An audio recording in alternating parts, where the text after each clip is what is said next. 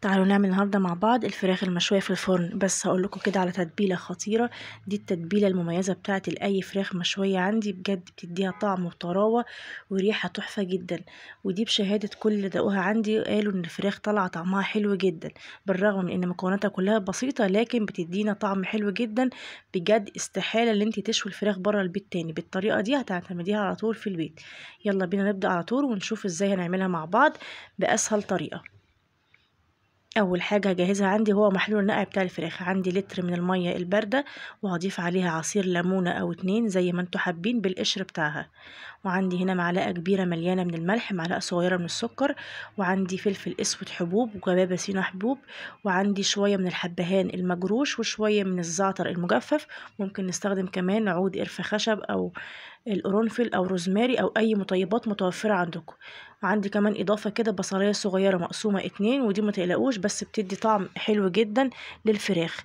وعندي معلقه صغيره من الجنزبيل البودره، ونقلب كله مع بعض لحد لما السكر والملح يدوبوا كويس. عندي بقى الفراخ بعد ما غسلتها كويس جدا، سواء فراخ كاملة أو وراك أو صدور أو حتى فراخ مخلية، المهم يعني تستخدموا أي حاجة انتوا بتحبوها. هنحطها في محلول النقع ده كده لمدة ساعة من ساعتين 3 حسب الوقت المتاح، وممكن كمان لليلة كاملة في التلاجة. بنغطيها وهنحطها عندي في التلاجة، أنا سبتها بالظبط حوالي ساعة أو ساعة ونص. محلول النقع ده بيفرق جدا في طعم الفراخ وفي طراوتها، وكمان يشيل لنا أي ريحة غير مرغوب فيها. تعالوا نجهز بقى التتبيلة بتاعتي المميزة. عندي بصلاية مبشورة، وعندي حباية طماطم كبيرة مبشورة، وعصير برتقانة كبيرة، وكمان هضيف عليها عصير ليمون حوالي كده نص ليمونة، وكمان عندي معلقتين كبار من الزيت او ممكن زيت الزيتون.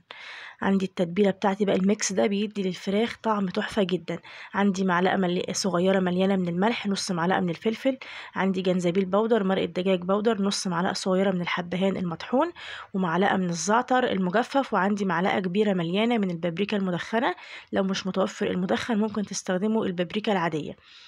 هنقلب التتبيله دي كلها كده مع بعض. وبعد كده عندي اضافه تانية كده بتديها طعم حلو، هو دبس الرمان. هحتاج كده معلقتين كبار مليانين لكل فرخه، ومعلقه كبيره من العسل الابيض. مش متوفر عسل ابيض ممكن تستخدموا السكر العادي، بس اضافه العسل بتديها كرمله ولون حلو جدا.